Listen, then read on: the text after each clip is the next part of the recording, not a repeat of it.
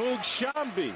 What a thriller in Big 12 land out in Lubbock with Texas Tech pulling off the stunner against number 6 Kansas. Here in SEC territory, the two top defenses in all of college basketball going head-to-head. LSU number 1 in defensive efficiency according to Ken Palm. Tennessee number 2. So let's talk about what Tennessee did midweek. They were terrible offensively against Ole Miss. They didn't hold the lead until they made it to overtime, but they turned over Ole Miss 27 times and pulled out 17 steals. Tennessee another stop in the half court. Yeah, this Tennessee team actually scored more points, or almost as many points in the overtime as they did the entire first half. Listen, there's ebbs and flows in college basketball. What makes Tennessee so good is that their defense does travel, and usually they don't turn over the basketball. They did against Ole Miss, and that's why it was so close. Less than 12 turnovers a game for Tennessee. And the freshman, Efton Reed, went for the block. He picks up his second personal foul early in this game. It's a third team foul against LSU. You know, Tom, I think you need to remind our viewers where you told them. You asked me where we should go before we came to ESPN2. What did I say, Tom? I wasn't listening. We're only on ESPN News. I don't listen until we make it to the big network. Olivier Conroy, right? And John Fulkerson. Coach Rick Barnes has always had these type of guys, Tom. He's had the Grant Williams, the Admiral Schofields, the Yves Pons, all those guys playing at the next level now. But he's played the game inside out.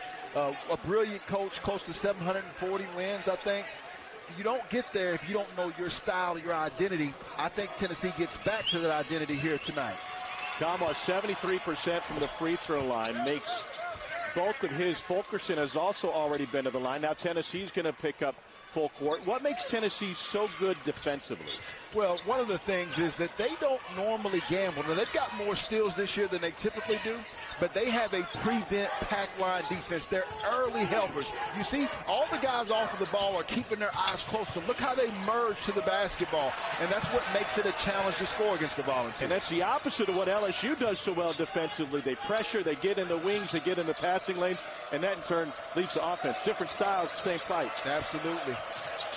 The Tigers right now not able to attack quite like they want to because of the discipline for Tennessee. Tennessee gets a lot of open threes. 49% of their catch-and-shoot threes are unguarded. Thanks, Stats by Will, for that dynamite nugget.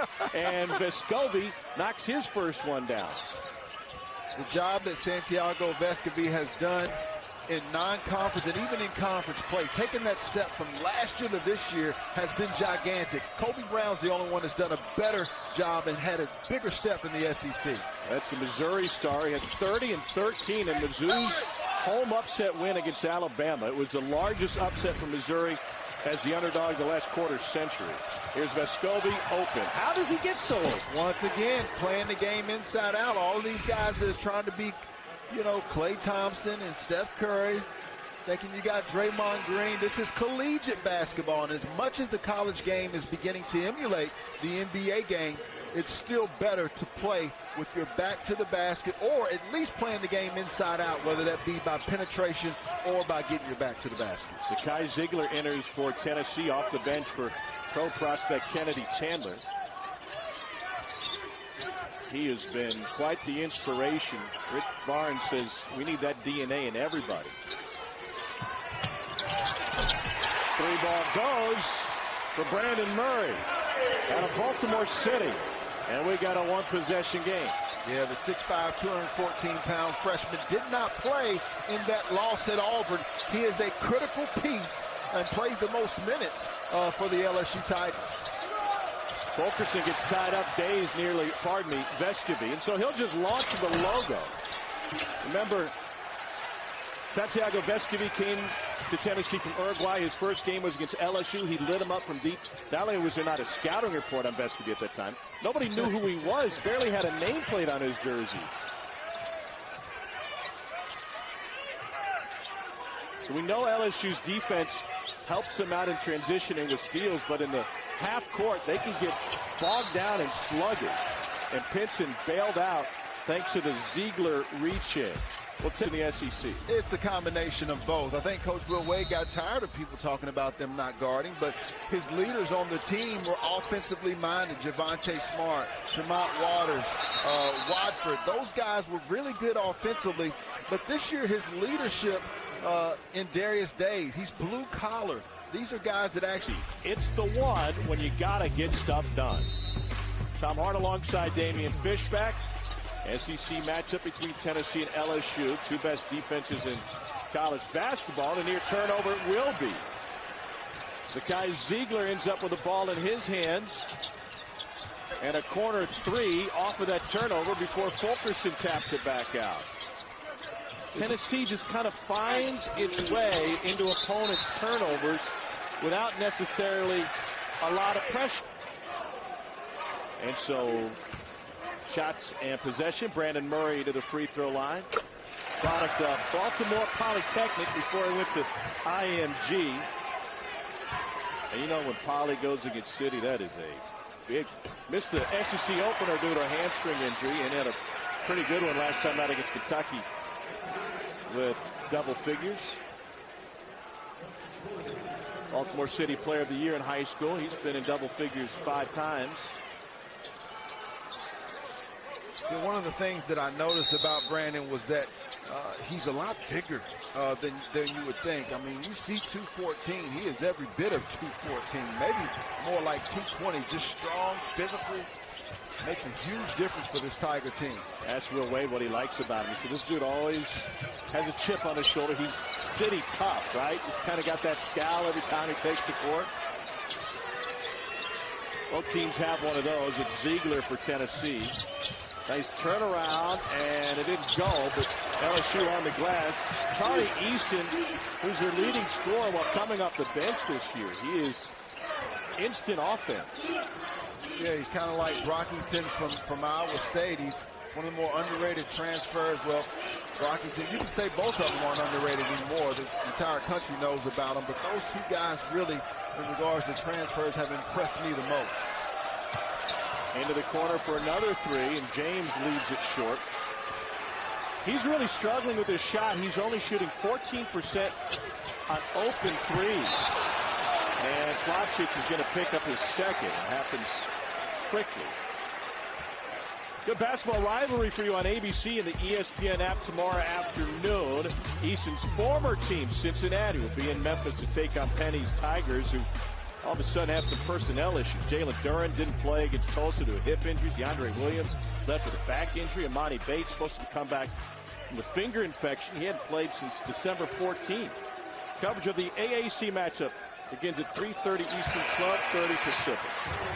Well, Coach Penny Hardaway went back to the veterans, and it's paid dividends for him in the Memphis Tigers. Coach Wes Miller, I think, has done a nice job at Cincinnati as well. That'll be a good matchup.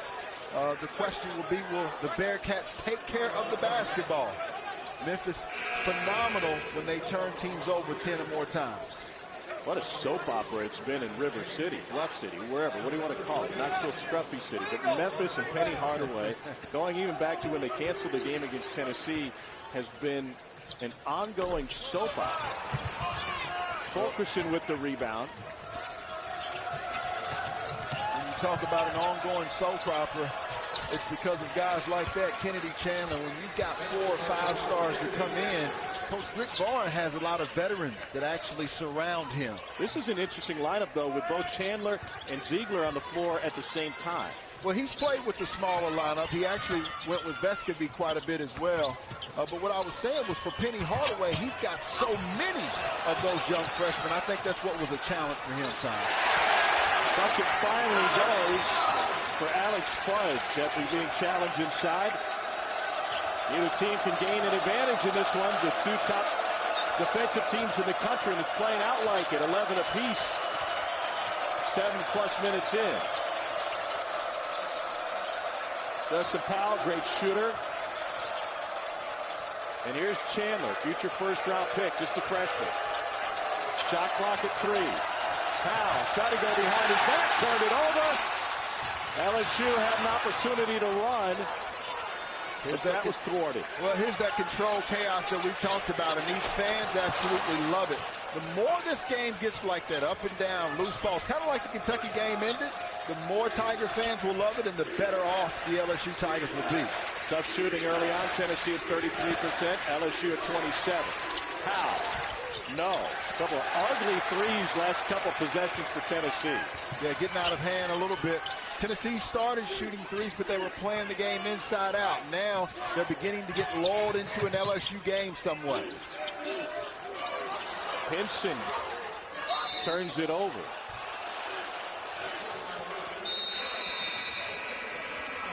John Fulkerson coming off of a COVID break. He said he won full strength last game. Doesn't look like it this game. Are teams that are trying to be in New Orleans towards the end of the year. And these are two teams that can potentially be there. But as you make a good point. They have to get better offensively. But I still think it's great that these two teams are at least starting being at the top two defensively. I think it's just been a challenge, and they've got to get better looks at the basket. Xavier Pinson commits a foul. That is his first. And that is the fourth on LSU as a team. Brandon Huntley-Hatfield on the floor right now for Tennessee. We showed John Fulkerson going to break. He missed a game a couple games ago, but played against Ole Miss. Only played 17 minutes. I talked to him before the game, and he said, man, COVID really kicked my butt. It's stamina, it's strength, it's energy, it's all of those things. And I'm not back to 100% just yet. Well, and he gets beat off the dribble by Pinson, and what is a mismatch anyway. And in there to clean it up is Mwani Wilkinson. How tough is that? Well, no matter what it is, when you're under the weather and you're an energy-type guy like Fulkerson, to try and find it. Well, listen, I'm the type of person that feels like everybody across the country is dealing with the same 24 hours, right? The same 7 days a week, 365 days, and the same pandemic. And so even though it's a challenge, I think college basketball at large, coaches, players, they have to be prepared to deal with these challenges. And for John Fulkerson, it's no different. If he steps in between the lines, he's got to be ready to bring his A game. And that's what I think he's trying to do today. I disagree with you from this segment. Yes, as a team and as a coaching staff, you have to have learned how to deal with this when it comes to personnel. But if you are under the weather and you are not 100%, more and more we're seeing it's not who you play, it's when you play them. And if Tennessee, like their first game in conference, had to play without Fulkerson and without Kennedy Chandler, that's a huge advantage to the opposition. Sure. And that's how most people Pinson with the crossover. As you see Pinson knock that down, but your Missouri Tigers today didn't have two of their players as well and were able to knock off the top 15 Alabama. You have to go with what you got, T-Hart. Kennedy Chandler with the reverse. We've got consecutive buckets, I think, for the first time in this game. We got a better tempo. Fulkerson got thrown down by Efton Reed, and the freshman who was 6 years the junior to Fulkerson just got a veteran tutorial on how to tease somebody into a foul. It's his third. Wow. And I wouldn't be surprised if the officials don't take a look at that one as well. You know, if you're Efton Reed, John Fulkerson is tricky now, and he has no wrongdoing in regard to this. But a lot of times if you have a big guy, then you can do that to him. But he's not going to sail across the floor like John Fulkerson. Right. John Fulkerson is one of those 6-year seniors. He is so savvy and so heady, so tricky. That was a nice job by him getting the foul on Efton Reed. 24 years old, Buscovy trying to clear some space. Home crowd. But that should have been a whistle. And here he is. Two shooters on the floor, Powell and Buscovy. Shot clock is at 2. It's at 1, and Fulkerson can't get the shot away. He was swarmed by Days and Eason.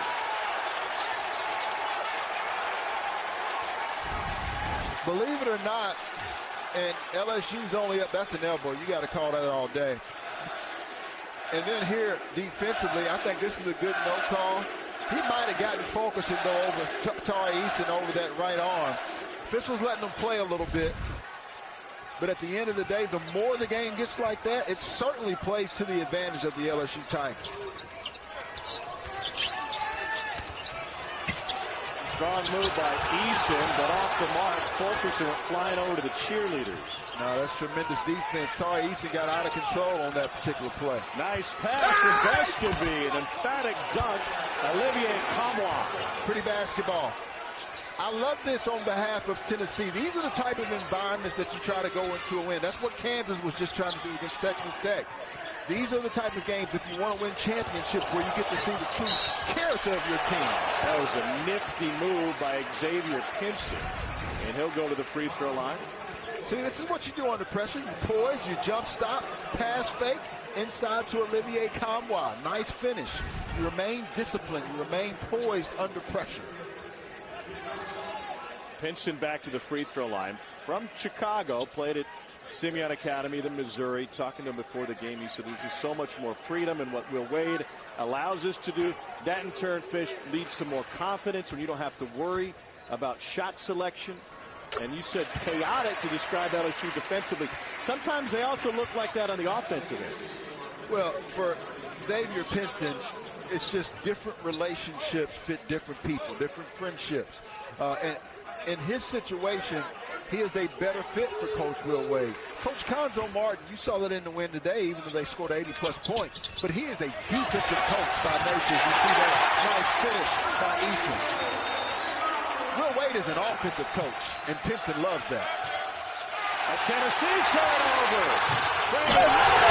Slam. LSU at its largest lead.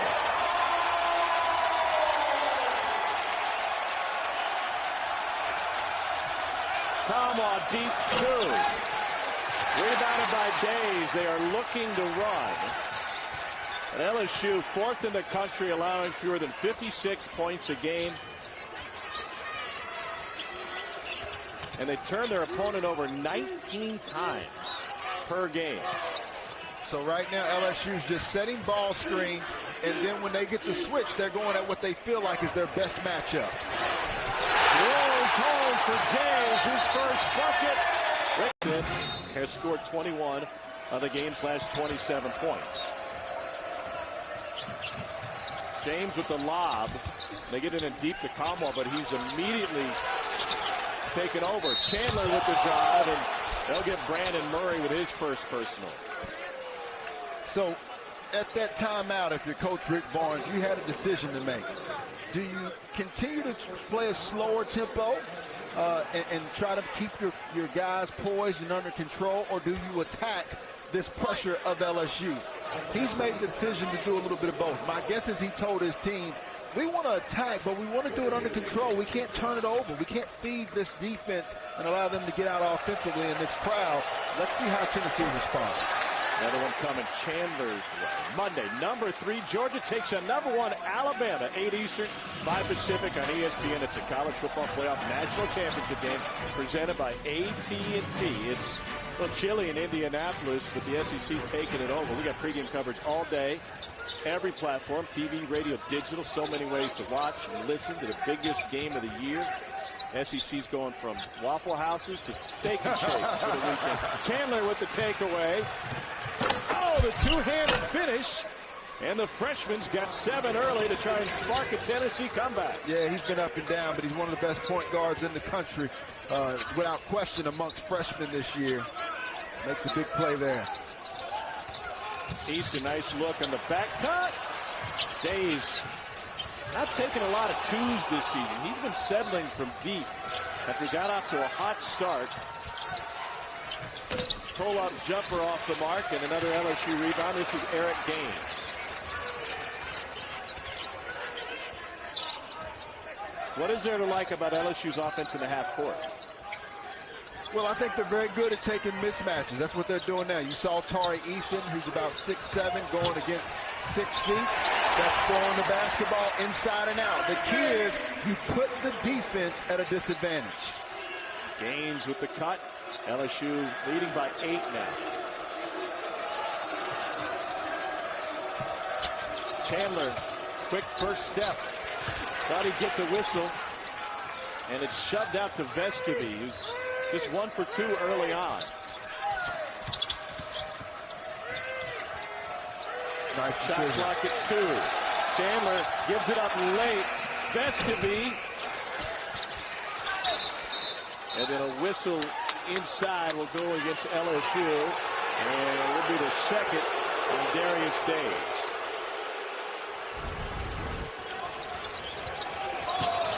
Well, you see, Chandler once again early help. Tennessee's always out there early to run that pack line defense, and right now the fans are livid because they thought that the foul was going in their direction, and it goes the opposite way against LSU. So here's Victor Bailey Jr. with a one-on-one. He's got another one coming his way.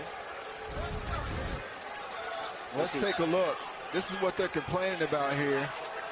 And there's no complaint. It's an obvious foul and reach in by Darius Days. Look, Victor Bailey, Tom, is a guy who I think amongst the scoring challenges that Tennessee has to step up his basketball game. He scored over 500 points in a couple of years at Oregon. He's a guy who can perform much better. I think he's just getting accustomed to what Coach Rick Barnes wants from him.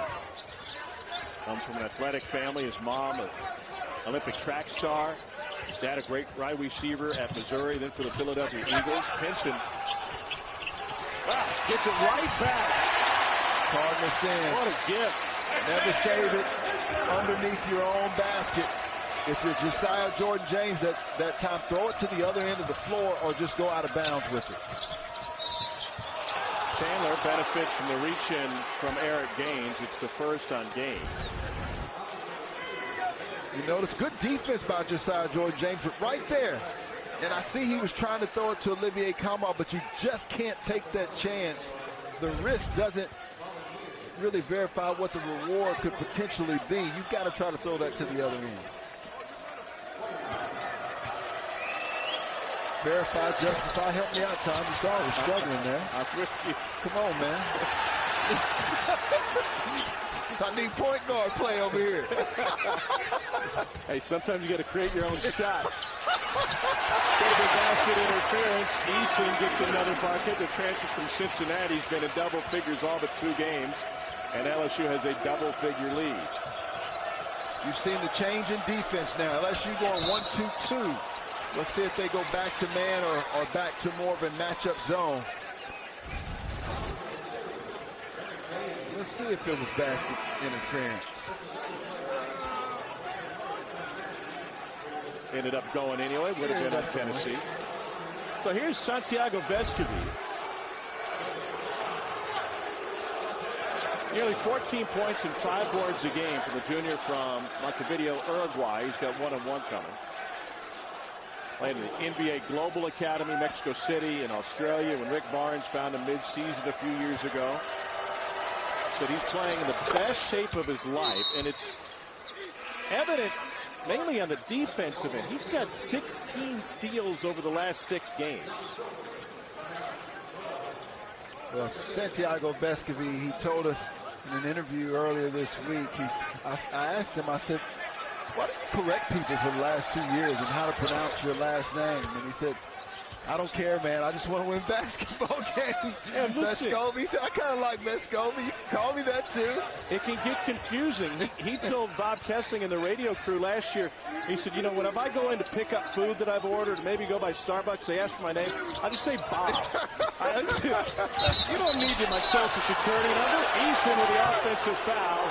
It's his first. Yeah, nice chest move that time by Coach Rick Barnes. Rick Barnes switched that time to a zone. So a zone cuts out a lot of those ball screens that LSU likes to use, and it goes ahead and positions Tennessee where they can stay in front of the basketball. And it also makes LSU display more patience, which they do not like to do offensively. Right. LSU will trap. You never really know when it's coming, especially once it gets to the wing. Here's Chandler. But a mismatch with Pinson on Fulkerson. And offensive foul after the pass. Kennedy Chandler commits his first. See, whether you like that or not, that is outstanding defense. And you see Kennedy Chandler, he's saying that he didn't want to come out of the basketball game. But at the same time, Coach Rick Barnes and he have continued to nurture and build that relationship. They were doing it in the game versus Ole Miss. He was going in and out. Coach Rick Barnes is tough on his point guards, but they always turn out to be tremendous players. Only the first on Chandler. Tennessee in the zone. Quick look, Days. I always thought that Darius Days was at his best when he was getting rim looks, because he can be such an efficient offensive player inside, even though he would probably prefer to be outside on the perimeter. Yeah, I agree with that. If he wants to play at the next level, he's got to display that he can do both effectively. Kamwa cut off, turns it into a spin, and earns a trip to the free throw line. Kamwa is a key for this Tennessee team. We talked about some of the players that they had before, the Grant Williams and the Admiral Schofield and the Eve Ponds. I think Coach Rick Barnes is trying to develop Olivier Kamwa into one of those type players. He's got a nice mid-range jump shot. He's actually extremely mobile, but I don't think he's quite there between the ears. The confidence, the aggressiveness, and consistency that he needs to really carry this team at that power forward position. Chandler will get his break now. Ziegler replaces him at point. Olivier Kamwa from Helsinki, Finland. 6'8", 232. Spends his summer playing on the Finnish national team. LSU has made 4 of its last 5. Tennessee's now went back to their man-to-man, and LSU now is using the ball screen. They're going to go at the mismatches. Pinson feels like he can get by Kamwa here. It's almost like a screen got in his way, brought another big to him. Shot clock at 5 now. A hang and no hit. And Kamwa comes down with the board, and then we get a poke foul from Brandon Murray. It's aggressive LSU defense is one thing, Fish, but it's led to a lot of fouls in this first half. Yeah, a lot of fouls, and it's also led to an LSU Tiger lead.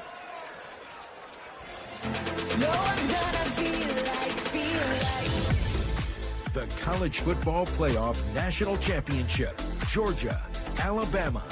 Monday at 8 on ESPN. Tennessee living at the free throw line. This will be their 14th attempt of the first half.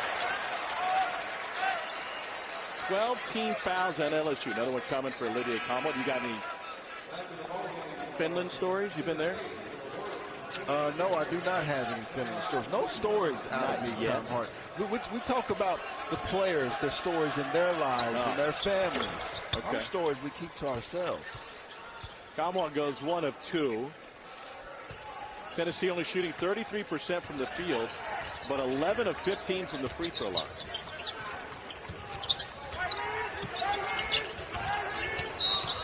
Reach in. Kamwa, it's his first.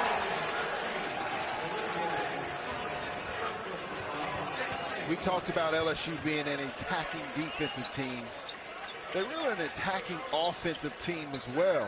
They don't like to display a lot of patience. They want it quick, which is how they got in trouble with Auburn, because Auburn is a team that wants it quick, but they have more horses that night to get it than LSU. I thought Auburn also has great interior defense, and 43% of LSU shots come at the rim. That is tough to do against that Auburn front line. Yeah, Walker Kessler, Jabari Smith Jr., one of the best front lines, if not the best front line in the country. Jabari Smith Sr. played for John Brady, who's just a few seats away from us on the LSU radio crew. And foul Milwaukee Wilkinson, his first. More SEC action will follow us. Those Auburn Tigers taking on Florida up next on ESPN2. So here's Fulkerson to the free throw line.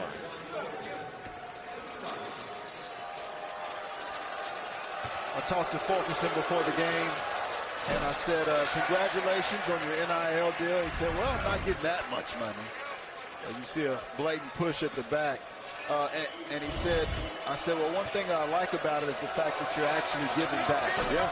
And the fact that he's giving $1 back is something that I think all young men and women should look at when they get the NIL. Fulkerson commits the foul, and it's his first. You give $1 every so often, charity too? Absolutely.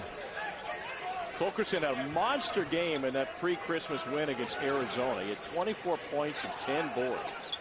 But then contracted COVID when he went back to the Tri-Cities, Tennessee, for Christmas break. Missed the Alabama game. 18 minutes, he said, limited against Ole Miss. Darius Days at the free throw line. Vescovy will return. Right now for Tennessee, at this particular junction of the game, you've kind of absorbed the blows of LSU and their fans. So this next 2 minutes, 55 seconds, so important. Dallin talked about it in the studio.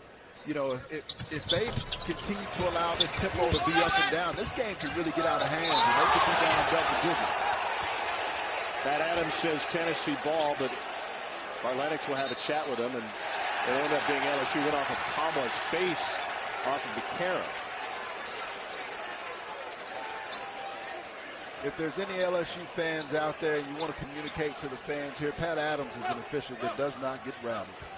No. You can say what you want to say, yell what you want to yell. No, he's been around a little bit. Floater doesn't go. Josiah Jordan-James with the rebound. Solid defense. This is where they have decisions to make.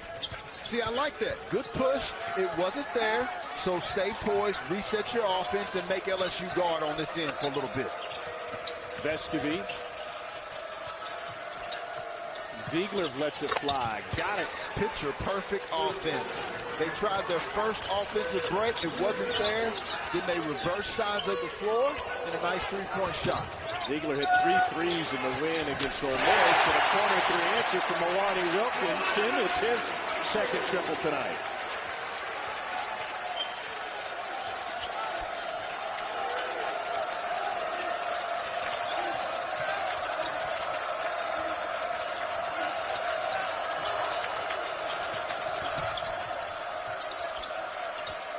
Ball movement. Vescovy with the fake. Gives it right back. This is Chandler. Back-to-back. Top of the key threes for UT. Now we finally got a basketball game. Like two boxers who have finally figured one another out. On this end for LSU, you mentioned it earlier, the ability to get to the basket. Let's see if LSU continues to settle for three-point. Where did the offense come from? Both sides have drained triples on each of the last 2 trips. That time was Xavier Pinson. Chandler open lane. And he draws the foul on Wilkinson. It's his second. Well, this is the ball reversal that we talked about. You see how it continues to move LSU's defense. This is called putting the defense in the rotation. Obviously a beautiful job. And then on the other end, you see Wilkinson, LSU doing it in the first pass. 2 different styles on both the offensive and defensive end. And we're seeing that on display now. So Kennedy Chandler ends up at the free throw line. As you see Pinson's step back go in. Chandler's the only freshman on the 20-man Bob Cousy Award list as the nation's best point guard.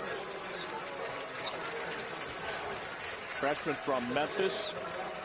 Went to Briarcrest Christian and then Sunrise Christian Academy outside of Wichita. 5-star recruit. #1 point guard in the country. Coming out of high school as rated by ESPN. And I think he may have the quickest first step in the country. There's a lot of quality guards across the country, but I don't know if they have his ability to get by the defender at any time. I think Remy Martin at Kansas has an outstanding first step as well. Javon Quinterly over at Alabama. Yeah, he's got speed. Wendell Green Jr. Pinson cut off. Approached the 1-minute mark in the first half. Tennessee has fought to make this a 5-point game. LSU led by 10 at one point. Look. Tari Eason. And an LSU steal. And that's how they do it. Brandon Murray gets another bucket. It was 5 a second ago. And it's back to 9.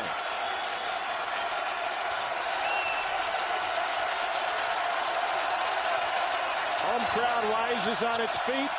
Chandler shoves it in. Love this young freshman.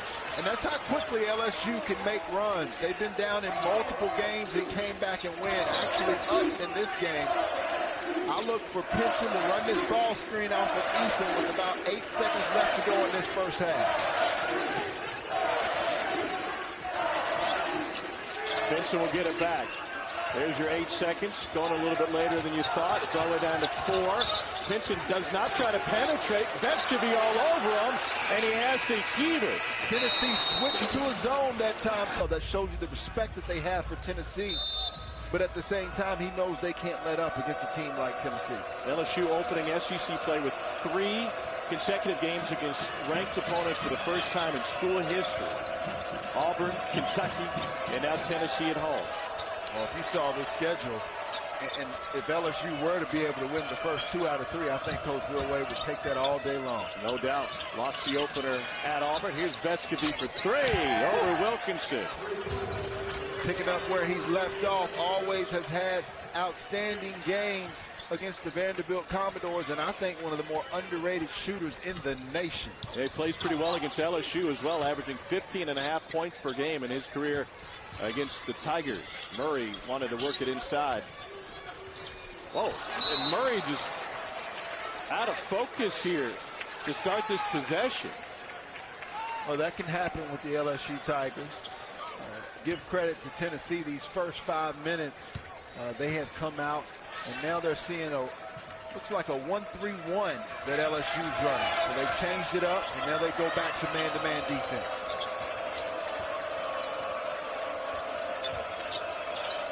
Tennessee's best offense in the first half was getting to the free throw line.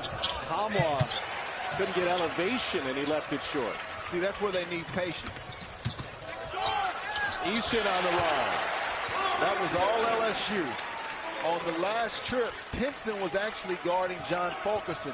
Tennessee didn't get a chance to see that. They shot a quick shot, and it allows the pace to go into the hands of the Tigers. Vescovi may have gotten away with a step, at least if you listen to the folks in purple and gold. Here's Chandler. Into the corner, James really struggling on open and unguarded threes.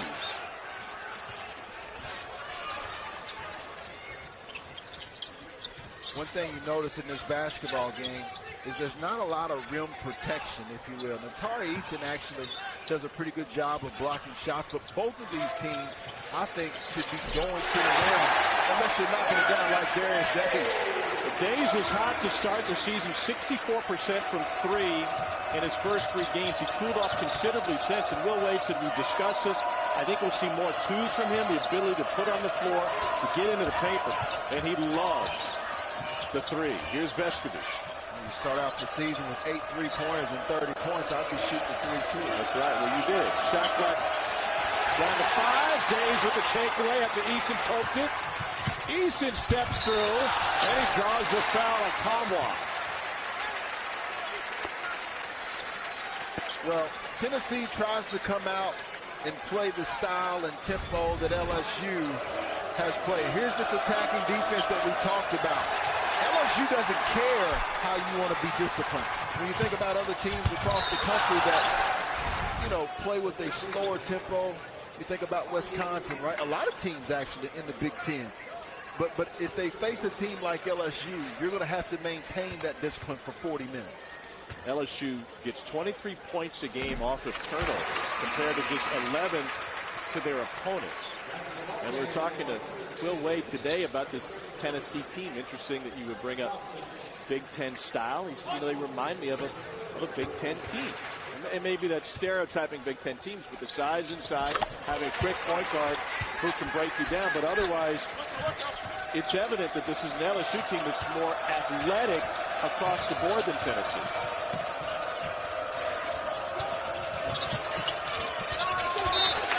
We'll stay with Tennessee, trailing by 11. Just 3 minutes into the second half. They got them rolling, don't they? You know, you think about some of the other players in the Big Ten. You got a Johnny Davis over at Wisconsin that allows them to play. What a little bit he's having faster. Yeah. And right now for Tennessee, they need a player that can play in this style to loosen up the defense of LSU. Plavsic with the jam.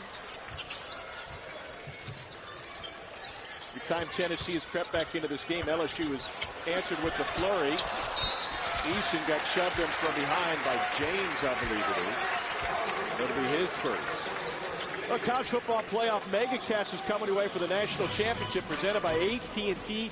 That is a full menu. That is like a Cheesecake Factory menu, right? I mean, whatever you want, some things you don't even know what they are. Every platform, TV, radio, digital, so many ways to watch and listen to the biggest game of the year. SEC Network will have Eli Gold in the first half. Alabama hometown radio. The legend, he's looking for another ring. Eason has another free throw coming.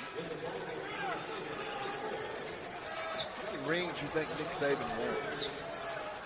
You know, more. The correct answer is always more. How many do you think it would take until he said, okay, that's enough? I'm going to allow some other people to have a couple of rings. I think as soon as he gets to the point where he's not enjoying the competition, that will be dictated more than whether or not he's got a team to win it, because it certainly didn't look like it earlier this season. Largest lead of the game for LSU in front of the largest home crowd of the season. Nearly 13,000 in the Peanut. Right now, this pressure has made Tennessee timid.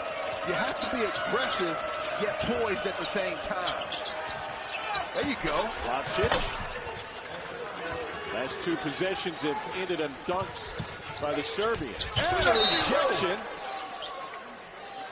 They're going to get that one out of bounds. Wow, how did he get up so quickly?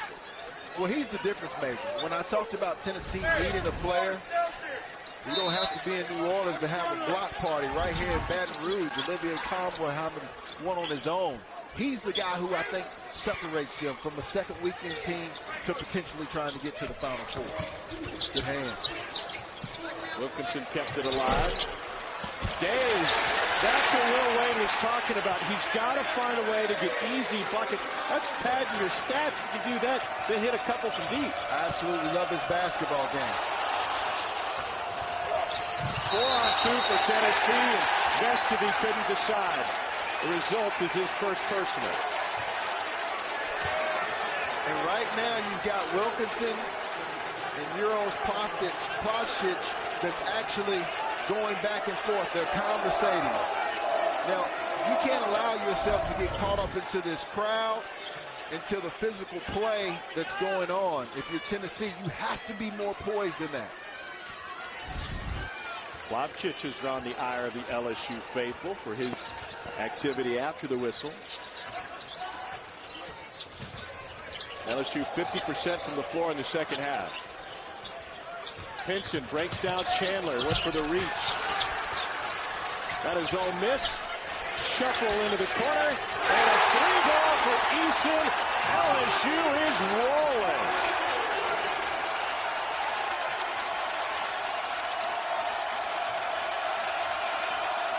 Chandler forces one, an air ball.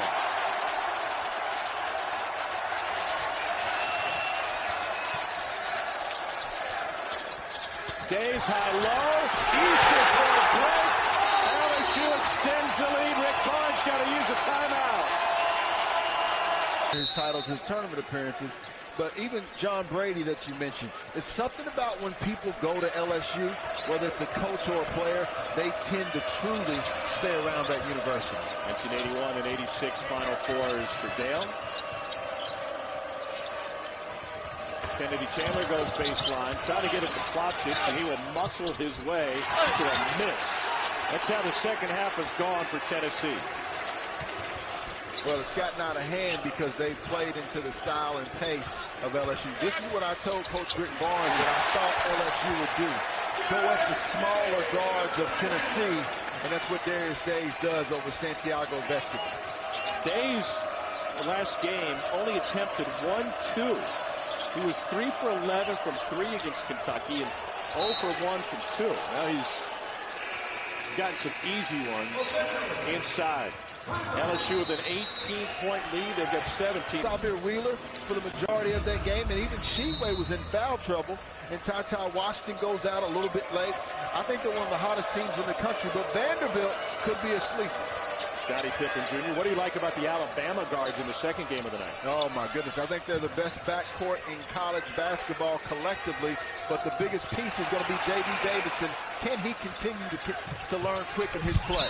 Another LSU takeaway, and they'll get Kamwa for his third personal foul. And harassing LSU defense got the knockaway with the shot clock winding down. LSU's outscored Tennessee 18-7, and they forced the Vols into 3 turnovers this half. Well, Dallin Cuff talked about the first break. He talked about Tennessee continuing to get to the free throw line. And we talked about at the half that they almost doubled the free throws of LSU. Well, now Tennessee still has 19 turnovers, and this will be LSU's 14th turnover now from the game. It's a 10-0 run. Murray out of Baltimore Poly, where he played for the Polytechnic Institute Engineers, Mr. Basketball in the state of Maryland, the city player of the year. He's a big Kevin Durant fan. You could expect that being from the DMV, huh? When you talked about Kevin Durant, Jay Billis, I thought he made a good point the other day. He talked about Jabari Jr. Wow, that's a lot of contact. He talked about Jabari Jr. being someone who compared. Wow. Now, he said he's not Kevin Durant. I think it's a great point, but it's been a long time since we've seen anybody that shoots it like that at 6'10". That's who you can watch in this next basketball game. I feel like Jabari Davis, the biggest difference between when Kevin Durant played for Rick Barnes and where Jabari is now as a freshman is the size and the strength and the ability to go inside and bang. Well, yeah, Jabari Jr., like his dad who played here at LSU, has good size, but I think being around his dad allowed him to really advance. He's played against older guys his entire time, and we'll see him matched up against Colin Castleton in Florida in the next game. Castleton, a great shot blocker. You mentioned the fact that Jabari Davis Sr., who's a 7-footer and a real post player for John Brady, played here at LSU. Boy, they had a good team. There's Chris Blair, play-by-play voice, working next to Coach Brady. Pardon me, Jabari Smith, and socially distant Coach Brady on the far right. Chandler has it thrown right to him. And then taken away. LSU pops it up again. I think Lance Dubois said it best. I've always depended on the kindness of strangers, and both teams giving it away tonight. Well, I've seen a lot of basketball this year, and the one thing that I noticed when coming and looking at LSU face-to-face was just how big they are. And when I say big, I'm talking about the length on each player. Efton Reed, a 7-footer. You look at Alex Fudd, another 6'8", 6'9", Tari Eason, Darius Days. These guys are long. And by no means am I comparing them to Chicago Bulls, but when you get guys 6'6", 6'7", 6'8", 6'9", like a Ron Harper, Michael Jordan, Scottie Pippen, I think those guys can switch a lot. They make it hard for you offensively, and that's what they're doing against Tennessee. Reed is in foul trouble and gets out of the way of Popchik with 7 points. Yeah, Efton Reed III is 7 feet tall. He's a freshman. He was 6'5" in 7th grade, and he wasn't on the basketball team. Then he got to 8th grade, and he made the basketball team, but he wasn't a starter. And he said, I guess I'm a late bloomer. He said, I just played and played in a steady progress to get to where he is now, starting for LSU, a 21st ranked team in the country. Wow. What a huge swat by Alex Fudge. He rejected the 7-footer.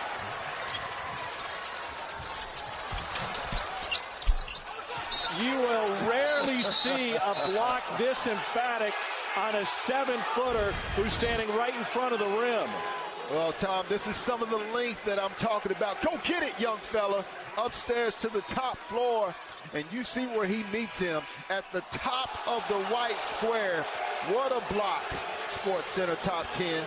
Fudge 6'8". He's got a wingspan of 7 feet. And he used every inch of it to pin that one against the window.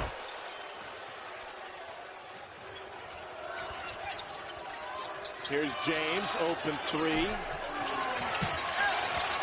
I just can't imagine from Josiah Jordan-Gaines' perspective, as much as he's struggled with open threes or even slightly contested threes, that he's shooting the ball with a lot of confidence right now. Well, listen, basketball's a game of confidence, and right now Tennessee's struggling. But I told Coach Will Wade this from the very beginning.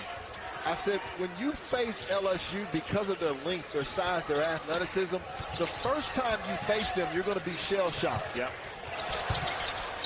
Fudge back out to Days. He'll pull the trigger. Fudge finds it.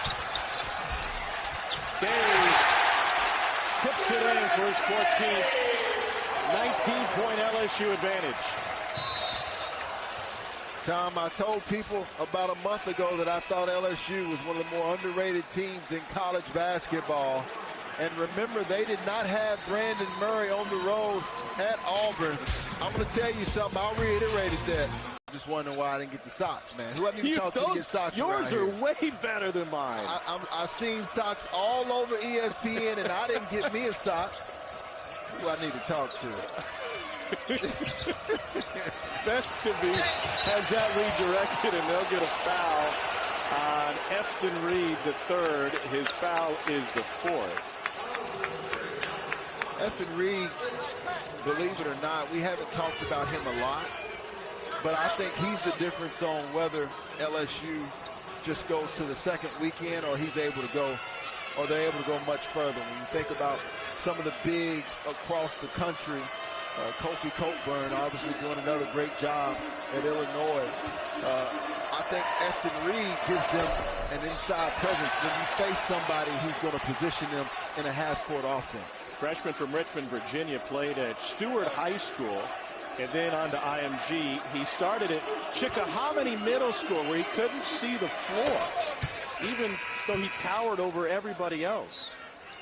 He said he's so into film. He said, I'm very analytical. I'd love to break down the film, get the scouting reports. It usually only takes me 2 or 3 watches to pick out what the opposition is trying to do. The problem is he commits more than 3 fouls a game, and foul trouble has had him on the bench for most of this one.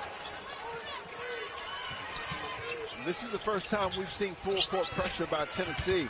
I like this decision by Coach Rick Barnes, though. Murray gets fouled as they solve the pressure. He and Reed were roommates at IMG Academy. It's the second on Kennedy Chandler. Is Barnes playing with fire by pressuring LSU at this point, or is this 11 minutes to go and you got to throw everything out there? Well, one thing that I wouldn't do if I'm Coach Rick Barnes is just sit on the sideline and allow this game to go in the same direction. He doesn't win 740 games doing that. So what he's deciding is, let's try some different things. Let's see if we can throw off the fluidity and the flow for the LSU Tigers. So he tried some inbound pressure that time. If I was him, I'd maybe mix it up, even try a little 2-2-1, back to a 2-3 zone. Just something, because LSU doesn't like to play in the half court. They want it quick. They want it fast. So does this crowd. Anything he can do to throw them off and just get stops. Murray missed them both. Vescovy with the rebound. Look at that pressure.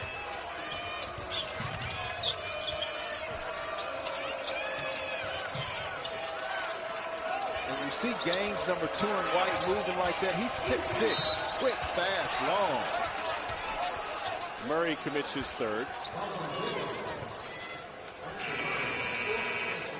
Pardon me, that's the fourth on Murray. Said Gaines was 6'6", he's more like 6'3", but you talk about the wingspan on these teams. One thing that we saw Tennessee do at the outset was go inside. When's the last time we saw that? It's been a while. As a result, they haven't gotten to the free throw line either.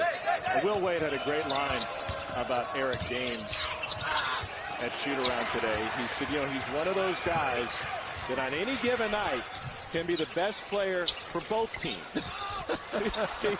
he giveth and he taketh away.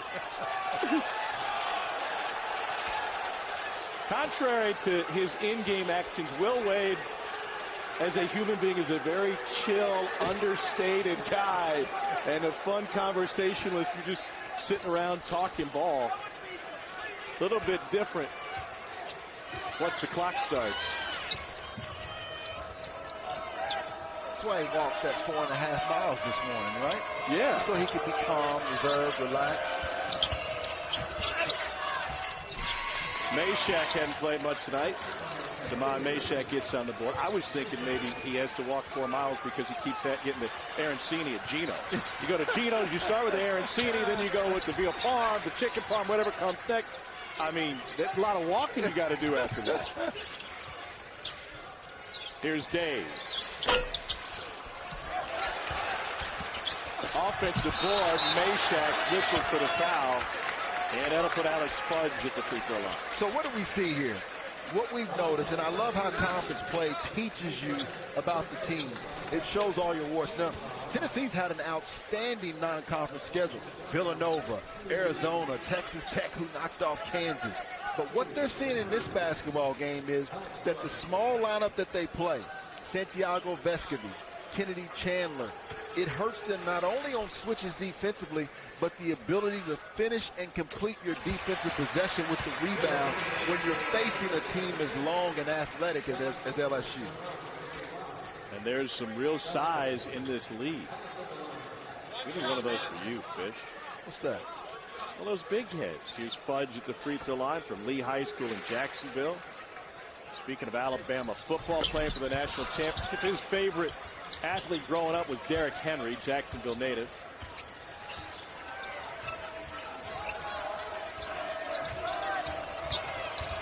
Chandler steps through. Good pass. Fulkerson got raked across the face. He just has a way of getting to the line. Fulkerson drew 4 fouls in the first half. Third on Wilkinson. You notice, though, and we talked about going inside, what a solid screen by John Fulkerson, and there's that first step that I talked about with Kennedy Chandler. You notice how as much as we've seen LSU dominate this game, a 16-point lead, that's not a deficit that Tennessee can't come back from. They've just got to get hot on the defensive end, and what else? Get to the charity stripe. We finally are now seeing them get back to the free throw line because they're taking the basketball inside. They hit 3 consecutive threes late in the game against Ole Miss to send it to overtime, a game they didn't lead until it made it to the extra period. You can't win with Fulkerson sitting on 2 points. That's his third. I thought he played the best game of his career against Arizona. It was remarkable after struggling last season and the ups and downs that he had to deal with, coming back for his 6th year and doing it in front of a packed house at Thompson Bowling. Handed Arizona its first loss. Cats got COVIDed out. They were supposed to play at Arizona State. They still only have 1 loss. Wilkinson commits his 4th. Well, now you got both teams in the bonus. LSU is a team in which they're never out of a basketball game. And if you're playing them, you're really never out of a basketball game. Why is that? Because LSU plays one style, one tempo. They like to get up and down. That shot by Tari Eason was just him going one-on-one, wanting to get up a shot. Not a bad look for him. But when you're up 15, 16 points, probably not the shot. You want to show some more patience. But it's how LSU plays. It's how they've won. It's how they've got the best record in the SEC over the last 3 years. Mr. Bailey at the free throw line. And here's that pace and the tempo, and it leads to a turnover. Numbers for Tennessee. Chandler with the dump off and a finish by Kamwa. Never out of it. So now the question is, if you're Tennessee, how many of these stops can you get in a row?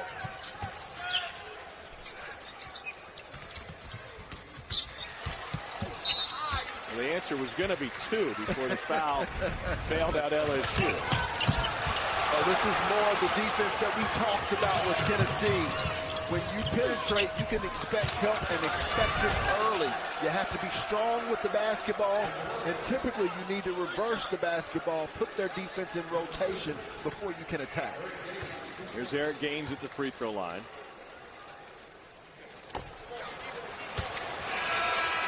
Came in top 10 in the SEC at 82% from the free throw line. Didn't look like it on that one. Lopchich back in.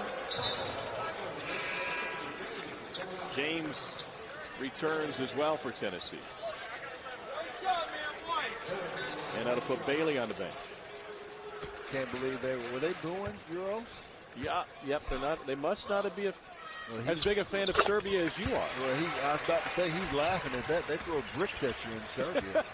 You kidding me? A boo? He's like, you're right.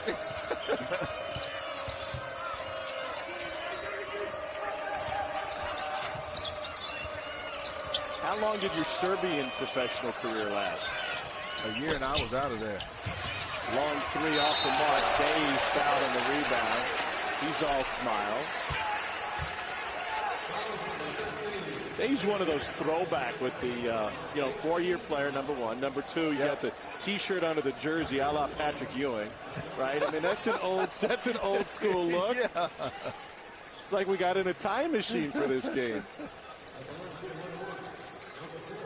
Yeah, you're happy for a guy like Darius Days, though, because look, the transfer portal has hit college basketball like a tornado, and it's shifted all these teams. And with the pandemic, you've had guys that you don't know what year they're in, but I think it's all worked out because to see the performers across college basketball, we mentioned Brockton earlier, that's at Iowa State.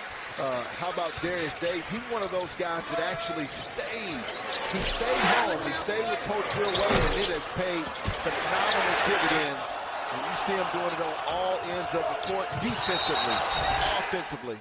He's a blue-collar player. 19 career double-doubles. That's the SEC's active leader. And he's 4 rebounds away from another.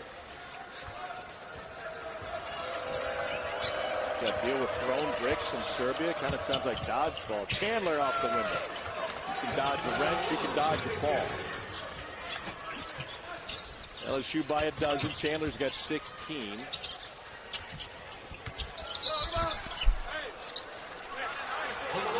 Step on the end line for an LSU turnover. And so right now, we've seen for Tennessee, they've gotten hot defensively. And when we say hot, it's just like offensively, multiple stops in a row. So on this end, the key is just getting good looks at the basket right now. Kennedy Chandler has been the key, though. I want the basketball in his hand as much as possible if I'm Rick Barnes. 5 on 3 now for Tennessee. Good numbers. 8 LSU turnovers in the second half. Lopsic. Fouled by Days. So Tennessee took advantage of LSU's aggressive defense in the first half by getting to the free throw line. And this will be the 28th attempt. It'll be a new season high from the line for Tennessee. Lopsic used every bit of it.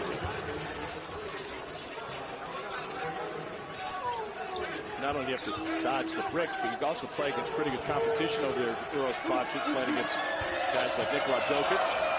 Yep. Right on the national team. Oh, it's quality basketball over there now. And you think you got passion here in the SEC. You go over to Belgrade and Serbia, and you'll see some passionate fans over there as well. Pinson.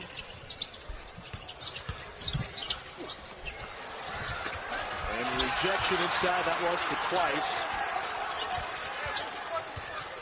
Lopsic's not happy. He thought he was fouled a couple of times. Here's Chandler. In traffic, and Days ends up with it. Yeah, too quick. Trying to go against the length of LSU. That's one I'm sure Tennessee wishes that could get back.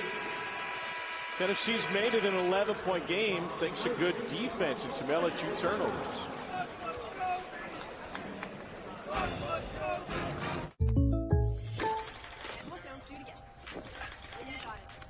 People assume these. I think that they are playing as good as any conference in the country. And then, of course, Jabari Smith Jr., who they talked about coming up next. I think he's playing as good as any freshman in the country as well. A Tennessee turnover, 3-on-1 LSU. Tony Eason, take it easy. He's got a family.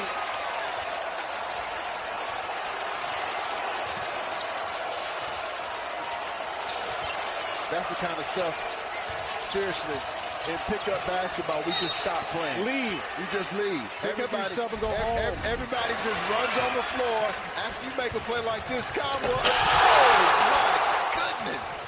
That is over a 7-footer. Hey, look how he just looks at him and shakes his head afterwards like, yep, I just got you. I just got you. Most underrated team in the country. Maybe not for long. Here's Plavsic. Right nice back feed at from you. Chandler. Right? Look at Plavsic. He said that counts 2 as well. Yeah. Now take that, Tari Eason.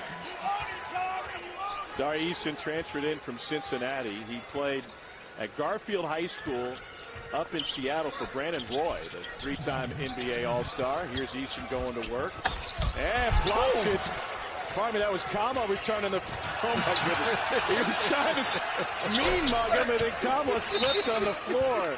Oh, no good deed or ungood deed goes unpunished. How many cameras do we got? I hope one of those cameras caught that. Oh no. Here we go. Now I love the. Oh, that's the dunk right there. If you're going to talk trash, make sure your feet are underneath your body, and that's what Kama did not account for. And he's shook right now. That's okay. That's okay, young fella. I like how he came back and got the block, though. Wilkinson returns, and that'll put Fudge to the bench. Here it is. Now, see, look at this. This is what you do. Don't put your head down. Comes back, gets the block. And he slipped after our cameras moved on. He slipped on his own wet spot. He was trying to look at him, trying to talk stuff. Oh, that's funny. LSU leads by 11. You know, with the emphatic plays that LSU has had, it feels like they're up 21. Here's the freshman with a shake. Goes jump hook. See, he's got to take some gigantic strides, and he'll get there. Big guys always develop a little bit later. But right now for Tennessee, you're very much in this basketball game. A 2 or 3 here, and you put some game pressure back on these LSU Tigers where they're not able to play as free. Tennessee not a great shooting night. The foul Pinson inside. Yeah, that was interesting right there, because when I talked to Coach Barnes, he said Texas Tech tried to use switches and post up our smaller guys. He said, if they try to do that to us, we're going to actually do that to them. That was the first time I seen Plavsic. He did a nice job of posting up Xavier Pinson from LSU. So both coaches now going at mismatches. And so Uros Plavsic at the free throw line. Convenience store numbers, 7 of 11 on the season for Plavsic. He started his career at Arizona State. The 6-7-footer in school history, the first since Steve Hammer played at Tennessee. Back in the early to mid-90s. Missed opportunity for Tennessee.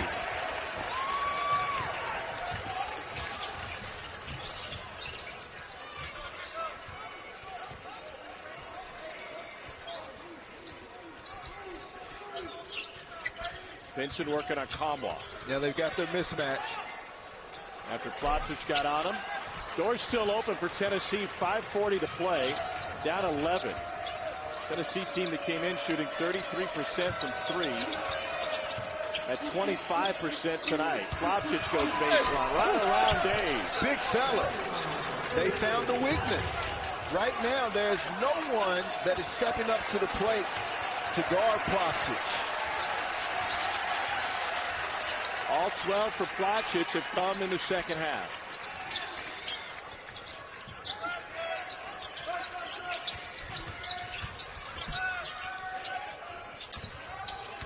Eason.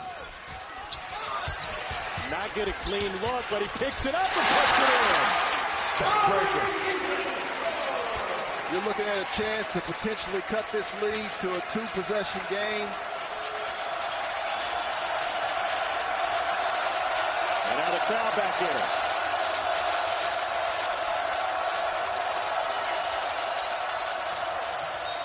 Chandler gets a bump from Days. It's the 4th. Now the LSU star.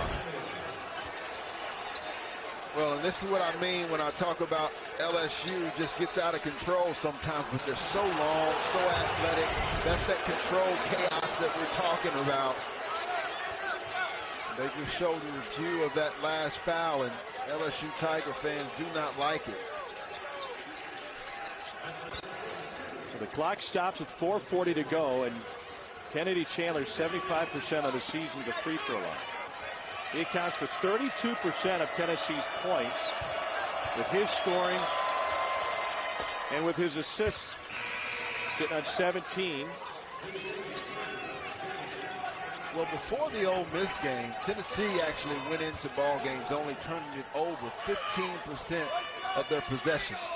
That allows them to have a solid defense because they're not taking bad shots, not turning it over.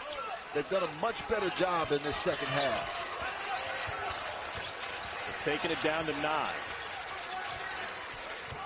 LSU led this game by 20, less than 6 minutes into the second half.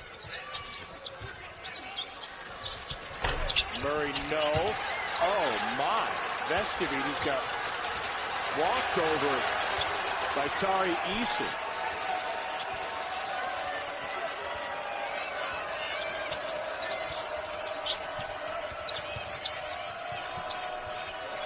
I get it back inside the Plavsic. He's been successful. Chandler for 3, and he's fouled on the 3. It's his second on Eason. And Kennedy Chandler retreated 92 feet. He'll come back down and shoot the three free throws. Need I repeat what I said earlier, Tom? Yeah. With LSU, they're never out of a game. And you're never out of the game. It's controlled chaos. And you just can't allow yourself to make body contact. The fans don't like it. But you jump to the side, jump to the left, jump to the right. You just don't want to foul a three-point shooter or jump shooter at all. Kennedy Chandler has 3 free throws coming. He just had a veteran move. Speaking to KB Burdett, the umpire, he asked for the ball to be dried off. And Burdett said, we're drying up. They went so far as to walk halfway to the Tennessee bench to look for a towel, but didn't get it. 2 more coming.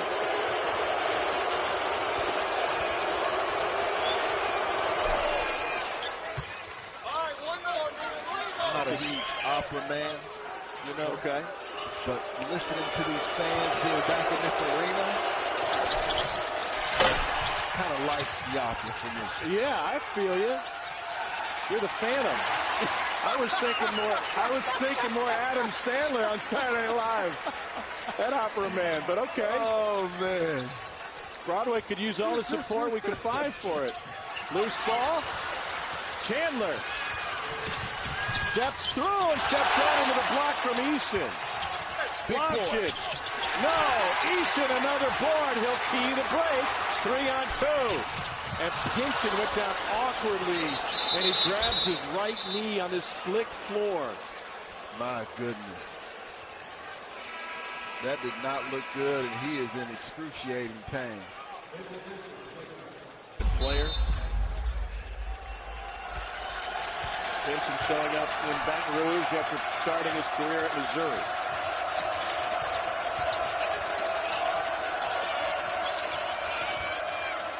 The lead is 8.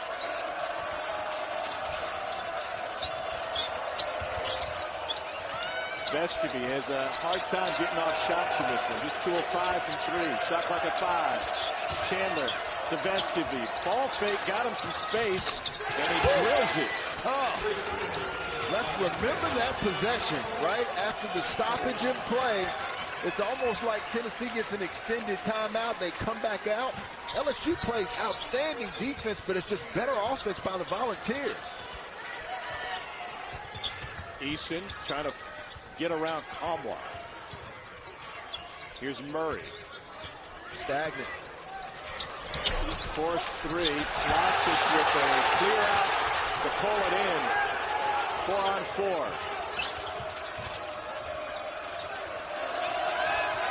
Plavsic can move some bodies now. He's got a mismatch with Murray trying to guard him. Yeah, he's a strong, physical big. Doesn't have the footwork of a Drew Timme, but he's got physical toughness, length, and size on the inside. 5-point game. James struggling with his shot, gives it up. Here's Chandler. Floater blocked from behind. Eric Gaines able to recover. 1 second remains on the shot clock. Well, this is that attacking defense that we were talking about. They are relentless. They never stop. And Eric Gaines uses that 6'2" length and size to continue to get another stop. Where does Tennessee go with only one tick remaining? You have a catching shot. They've got size, but Plavsic doesn't have the athletic advantage to go at Easton. Down by 5. The lob. They never get it off. LSU with the takeaway. Nice bounce. And a fantastic finish by Murray. Under 2 to play, leads back to 7.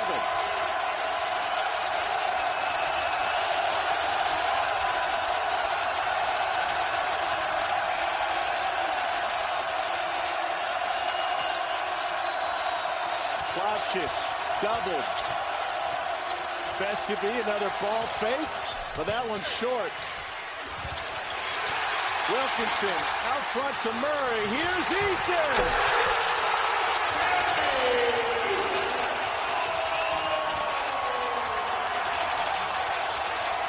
Controlled chaos. Chandler nearly threw it away.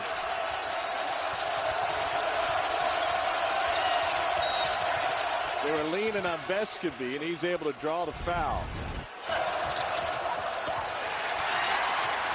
Well, this is the controlled chaos that we're talking about. What it does is it allows LSU to play to their strengths. You're not going to find a more athletic team. Now, they ran into a team that's potentially more athletic in Auburn, but they didn't have their starting 2-guard in Brandon Murray. I'd love to see that matchup again because Auburn didn't have Devin Cambridge either. But their length, their size, their athleticism will allow them to be in any basketball game against any opponent all season long. That was the 5th personal on Days. And with 1 minute to go, Vescovi at the free throw line. He is moneyed late in games. In his Tennessee career, the last 4 minutes or overtime, 42 of 44. He's got 2 coming.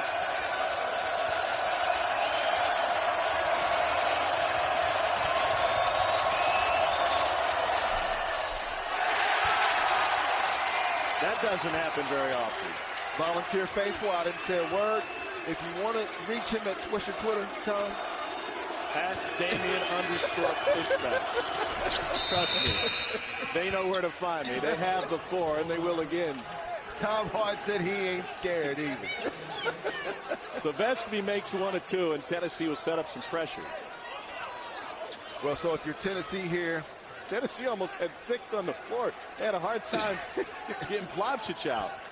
Well, right go now, smaller lineup now. Yeah, they got to go smaller lineup, and you got to start fouling if you don't get something 10 seconds in the backcourt or steal early. You got to extend this basketball game. You're still too close. Murray thought he had used his dribble, and a foul from Chandler. It's a 4th at Tennessee's point guard.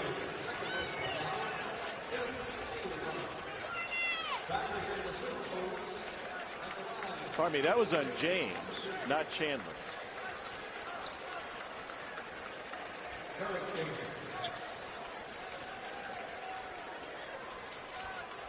You think about Eric Gaines and how he's continued to thrive this year.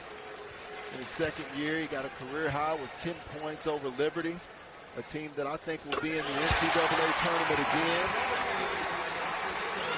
And as Pinson had to step out of this basketball game because of injury, there was no drop off. Eric Gaines was prepared, he was poised, and they bring 2 different elements.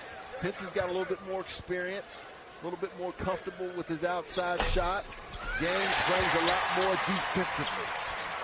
Knocks them both down and takes the lead to double digits again. Vescovi. Tomlin says, I'll shoot it. LSU says, we'll take it. What a handle by Gaines. Fudge wanted the lob, but wouldn't throw it to Eason. So we can talk about LSU, but I'm fascinated by what this Tennessee team is, Fish, because They were anemic offensively against Ole Miss. They're back to full strength now. What's the limit on Rick Barnes' team? And I guess more directly, what's their identity? Well, they're a team that has to get back to making sure that they don't turn over the basketball. They came in averaging 12. They have 3 more than that. They got 15. They're also a team that has to figure out how they want to play. I know Coach Barnes is comfortable with them shooting the 3-point shot. I think they have to nail down which 3-point shots they want to take, and I think those have to be inside out, whether it's off of penetration, off of Chandler, or inside touches. But more than anything, this is all about LSU, and these Tigers are going to be tough to beat here in Baton Rouge. James gives it up, and Bailey has it run out. Tigers will salt this one away. Tennessee will not bother to foul, and LSU will go to 14-1 on the season. The lone loss came against a team that's coming up next.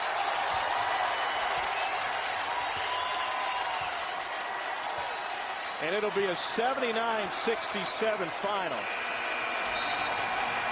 They won't count that last one for Gaines. Came after the buzzer. Inconsequential. It's a 13-game win streak for LSU here at home. Undefeated.